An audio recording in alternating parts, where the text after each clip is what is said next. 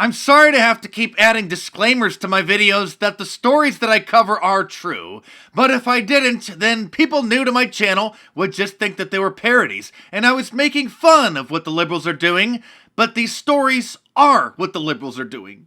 Burger King just released a new commercial of a kid singing a song about how we need to stop the cows from farting to slow down climate change. And to do their part, Burger King is going to start feeding the cows that they get their beef from a new supplement aimed at reducing their methane emissions. When cows fart and burp and splatter, well, it ain't no laughing matter. They're releasing methane every time they do.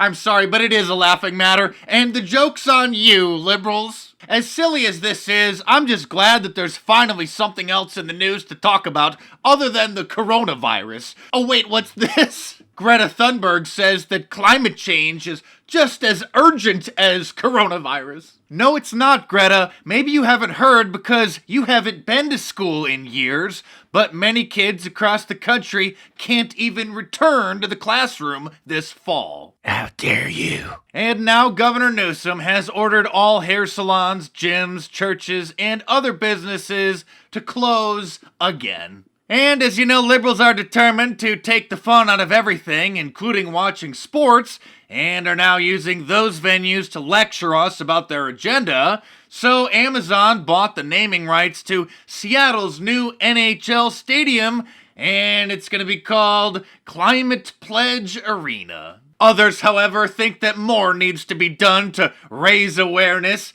and they're disappointed that more Hollywood movies don't include messages or central plots about climate change. The New York Times asked, why is Hollywood so scared of climate change? Maybe because films like Waterworld were an incredible waste of money and corny as hell. Not as corny as the plots of the 2018 Predator film, however, where the scientists discovered the reason why the creatures kept returning to planet Earth. How long before climate change renders this planet unlivable? 2 generations? 1? That's why their visits are increasing. They're trying to snap up all of our best DNA before we're gone. See why I have to put a disclaimer at the beginning of my videos that the stories that I'm reporting on are true?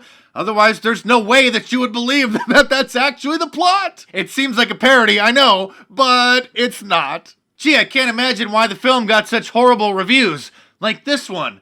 After a promising start, the Predator loses the scent.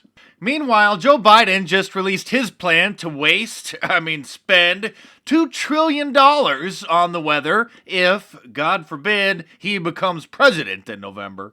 Last year, the Democrats all said we had just 12 years left before climate change would become irreversible. But now, 1 year later, Joe Biden says we're down to just 9. We're going to get back into the Paris Agreement, back into the business of leading the world. Science tells us we have 9 years before the damage is irreversible.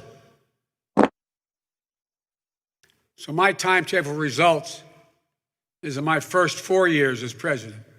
There is some good news, however. Miley Cyrus says that she won't have kids until climate change is resolved. Come on, climate change, I'm rooting for you. Looks like there's a silver lining to this carbon dioxide cloud after all. And if you want to support the cause, get yourself an I Love Global Warming shirt from my online store at markdice.com. Like all of my designs, it's available in a t-shirt, long sleeve, and a hoodie, and a whole bunch of different colors as well. So head on over to markdice.com or click the link in the description below and check it out.